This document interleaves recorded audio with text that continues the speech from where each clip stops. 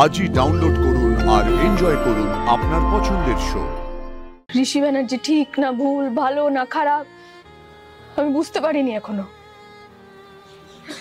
তবে এটুকু জানি, ঋষি ব্যানার্জির ভালো চাওয়ার জন্য, ঋষিবাবুকে ভালোবাসার জন্য একটা পরিবার আছে।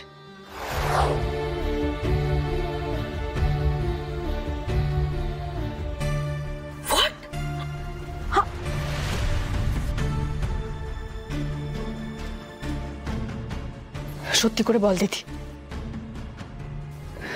চুপ করে থাকবি না দিদি, সত্যি করে বল আমাকে।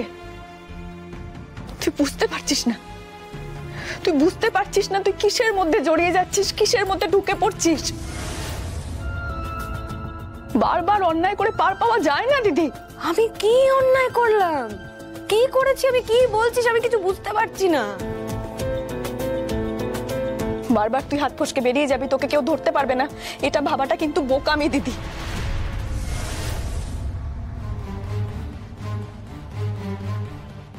তুই যেরকম বেপরোয়া হয়ে উঠেছিস না, একদিন না একদিন তুই ধরা পড়বি। খুব ক্যাজুয়ালি করছিস না কাজগুলো, ভাবছিস সবাই বোকা, কেউ ধরতে পারবে না, তুই আবার তোর কাজটা করে বেরিয়ে যাবি, তাই তো? না দিদি, একদিন তোর নিজের পাতা ফাঁদে তুই এমন ভাবে ফাঁসবি না, তোকে কেউ বাঁচাতে পারবে না, আমিও না।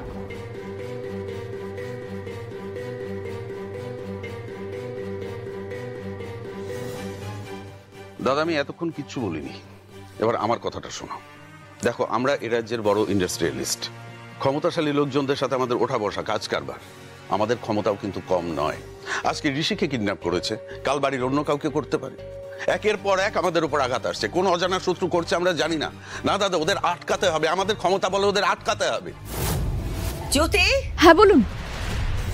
তুমি এসেছো? জ্যোতি, জ্যোতি, ঋষি কোথায়?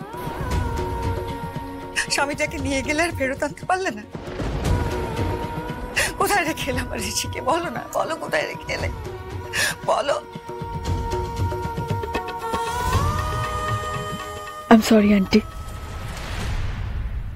সরি? সরি বলছো কেন? তুমি পুজো দাওনি কেন? পুজো দেওয়ার কথা ছিল না? স্বামীর মঙ্গল কামনায় পুজো দেওয়া উচিত ছিল না তোমার? ওখানে তো সব আয়োজন করা ছিল, তুমি কেন গেলে না? যখন দেখলে স্বামীর উপর এত বিপদ নেমে এসেছে, পুজো দেওয়া উচিত ছিল না তার মঙ্গল কামনায়? বলো না, বলো না, পুজো দেওয়া উচিত ছিল না? আহা আন্টি, এরকম ঝামেলার মধ্যে আমার বোনটা কোথায় কি করবে বলুন তো? ও পুজো দিতে যাবে নাকি থানায় গিয়ে কমপ্লেন করবে, কোনটা বলুন? ঋষিকে ফিরে পাওয়াটাই তো এখন সব থেকে বড় প্রায়োরিটি, তাই না? জ্যোতি, আমি জানি পুলিশের কাছে যাওয়া জরুরি, কিন্তু তুমি স্ত্রী হিসেবে বলো তো, বলো তোমার মন্দিরে যাওয়া জরুরি ছিল না? ওখানে সমস্ত ব্যবস্থা করা ছিল, তুমি তো মন্দিরেই যাচ্ছিলে তোমরা দুজনে। হ্যাঁ, তাহলে কেন পুজোটা দিলে না?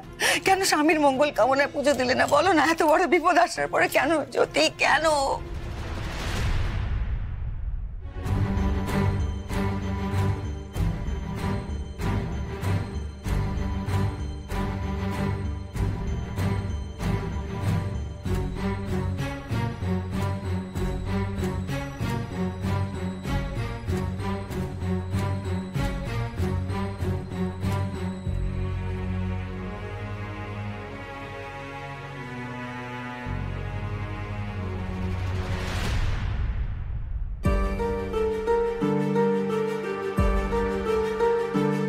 এই নিন, পুজো দিয়েছি আমি। আমার মন বলছিল, জানো, আমি মানুষ চিন্তা এত ভুল করিনি। আমার মন বলছিল তুমি পুজো দেবে আমার ঋষির জন্য, তুমি পুজো দিয়েছো। আমার স্বামীর মঙ্গল কামনায় পুজো দিয়েছি আমি।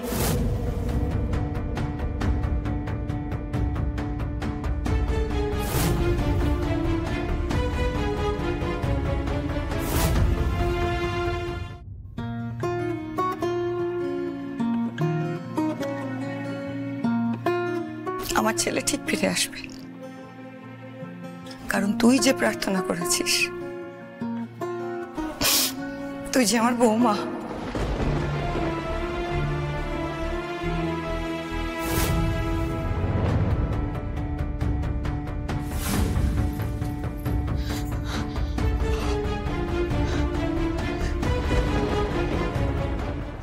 আমি জানি না আমি তোমার কাছে কেন এসেছি।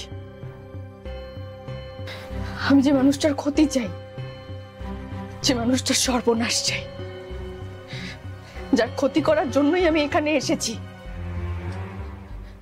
সেই মানুষটাকে কেউ ধরে নিয়ে গেছে। সেই মানুষটার ক্ষতি হয়েছে। আমার তো খুশি হওয়ার কথা, তাই না? তাহলে আমার খুশি হচ্ছে না কেন? কেন পারছি না খুশি হতে আমি? ওই ওই মানুষটা তো আমার বাবার খুনি। তুমি জানো আমি কেন এসেছি? ঋষির মায়ের জন্য। ওই মানুষটাকে দেখে আমার কখনো খারাপ মানুষ বলে মনে হয়নি। মনে হয়নি কখনো কারোর ক্ষতি করতে পারেন। আমি একটা মায়ের হয়ে তার ছেলেকে ফিরিয়ে নেওয়ার জন্য আবেদন করতে এসেছি তোমার কাছে। ঠিক ভুল ভালো মন্দ আমি কিচ্ছু জানি না, সবটা কিরকম গুলিয়ে যাচ্ছে আমার কাছে। আমি বিচারও করতে চাই না সেটা, কিন্তু কিন্তু একটা মানুষ যাকে আমি শুধু ঘেন্না করতে চাই, আরো বেশি করে শুধু ঘেন্না করতে চাই, সেই মানুষটা প্রত্যেকবার তার কাজ দিয়ে, তার ভালোবাসা দিয়ে, তার ব্যবহার দিয়ে এমন ভাবে আমার সামনে আসছে, আমি তো নিজেকে বিশ্বাস করতে পারছি না।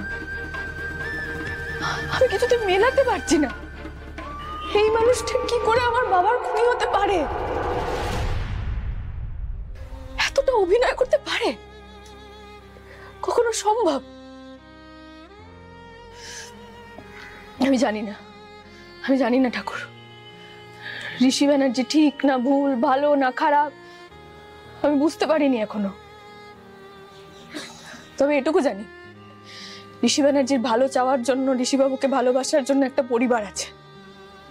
আর একটা পরিবারের পুজোয় অনেক মায়া, মমতা, দায়িত্ব, অনেক কিছু থাকে। তোমার পুজো, সেটা অবজ্ঞা করার মতো শক্তি আমার নেই।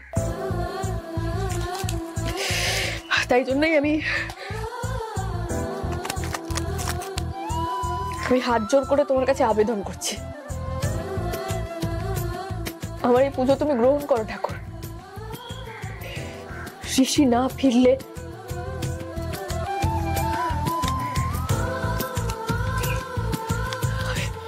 হাত জোর করছি, পরিবারের কাছে তার ছেলেকে ফিরিয়ে দাও। যদি বেঁচে থাক, এই প্রসাদে ফুল আমি রেখে দেবো আমার ঠাকুরের পায়ের কাছে। যেদিন আমার ঋষি ফিরবে সেদিন ওর মাথায় ছুঁয়ে দেবো। এখন এই সবাইকে একটু প্রসাদ দিয়ে দিই, কেমন? হ্যাঁ,